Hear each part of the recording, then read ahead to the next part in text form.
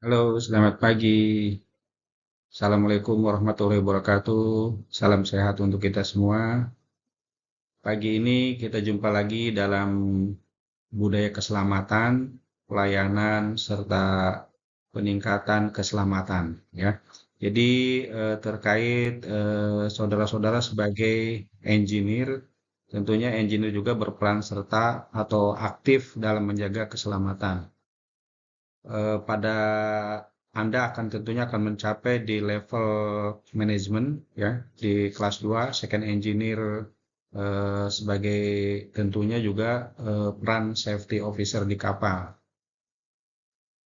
Terkait hal tersebut tentu di kapal terkait keselamatan ya ini adalah concern daripada International Maritime Organization bahwa kapal ketika berlayar tentu menyangkut keselamatan. Yang pertama adalah keselamatan jiwa manusianya. Keselamatan jiwa itu tentu hal yang sangat utama dan tidak tergantikan ya. Walaupun kita diasuransikan, saya yakin semuanya kita semua ingin berlayar dengan selamat ya sampai kembali ke keluarga masing-masing. Jadi yang Anda jaga tentu yang pertama adalah keselamatan jiwa di seperti yang kita sama-sama tahu ada SOLAS ya, Safety of Life at Sea. Kemudian juga selain itu tentu kapal beserta muatannya. Kapal beserta muatan ini tentu merupakan aset yang luar biasa juga.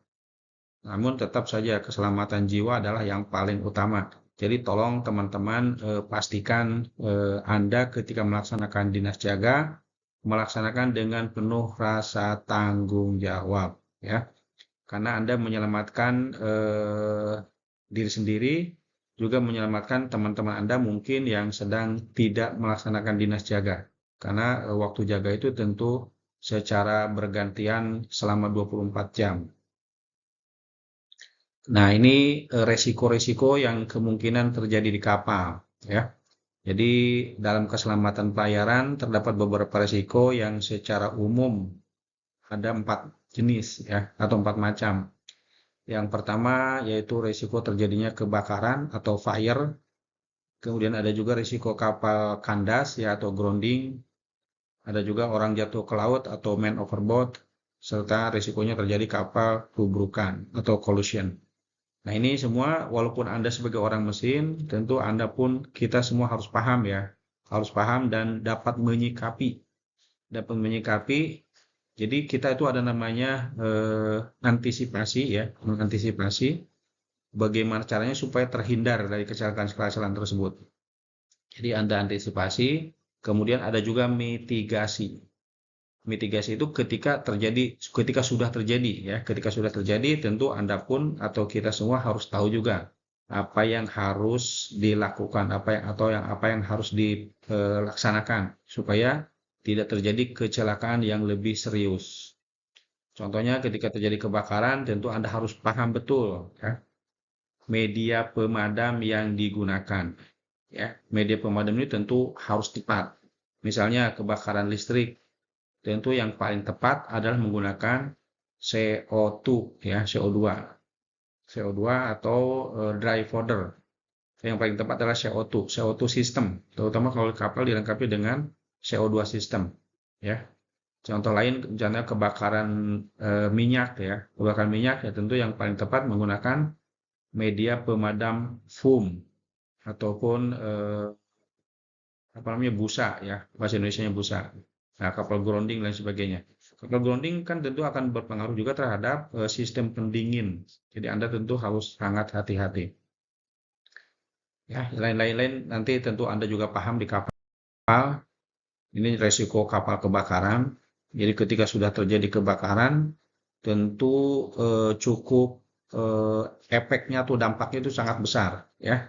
Apalagi kalau kapal saudara-saudara adalah kapal tanker. Kalau tanker itu justru yang harus ekstra hati-hati ya. Bisa saja ketika ada api terbuka itu dapat memicu terjadinya kebakaran. Jadi tolong Anda sebagai engineer ya, officer engineer ya tentu harus sangat berhati-hati dan saling mengingatkan untuk menghindari terjadinya kecelakaan. Ini tanda-tanda banyak alarm di kapal, saya yakin Anda sudah sangat familiar ya. Ketika ada general alarm, ada 7 short blast followed by 1 long blast ya.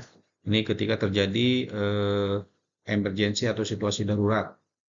Nah, dapat Anda lihat ketika terjadi kebakaran, apalagi di ruang akomodasi ya, ini tentu akan sangat fatal. Jadi usahakan sedapat mungkin ya, sedapat mungkin ketika terjadi kebakaran Anda harus segera action ya, take action. Jangan menunggu sampai besar dan tidak dapat dikendalikan. Karena biasanya kalau sudah sangat besar, maka kita akan sulit untuk mengendalikan api ya. Selain itu juga tentu di kamar mesin atau di kapal ya, di kapal itu terdapat beberapa situasi emergensi ya, situasi emergensi situasi di kamar mesin. Tentu itu yang wajib ya atau mandatori daripada aturan bahwa di setiap kapal itu harus dilengkapi dengan generator emergency atau emergency generator. Ini dan kondisinya itu harus dapat digunakan setiap saat ya. Generator emergency ini harus dapat digunakan setiap saat dalam keadaan darurat tentunya. Nah, apabila tidak ada generator emergency, maka di kapal wajib ada penggantinya ya. Wajib ada baterai untuk penerangan lampu emergency. Bisa kita lihat ketika di kapal biasanya ada emergency light ya. Emergency light atau lampu emergency yang dikasih tanda merah. Jadi di setiap titiknya itu dikasih tanda merah, itu sebagai ciri atau tanda emergency light atau lampu penerangan darurat. Karena ketika generator utama blackout, maka di kamar mesin harus ada penerangan darurat ya. Berikutnya, nah ini berbagai peralatan atau penunjuk ya, penunjuk inert gas, ada space, namanya space, inert space, gas, protect A class, ada B juga class, smoke, heat, petunjuk gas fire detect, detection, flame, locker fire with, detection, locker kemudian with ada the juga water, fire equipment, water ini drenching untuk installation. alat-alat atau penunjuk If you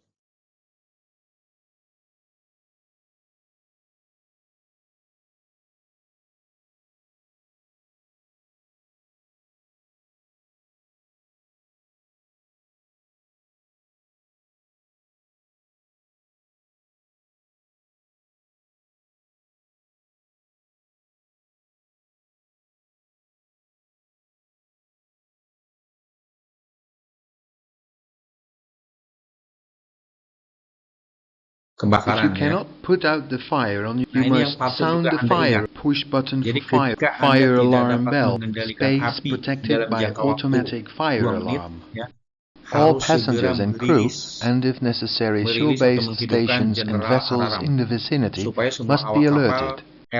alert atau peduli. Jadi jangan sampai Anda ketika Anda tidak mengendalikan api, Anda diam saja. Nah, itu salah ya. Jadi harus Anda segera aksi. Aksi berikutnya itu menghidupkan general alarm. Anda lapor ke anjungan ya untuk menghidupkan general alarm.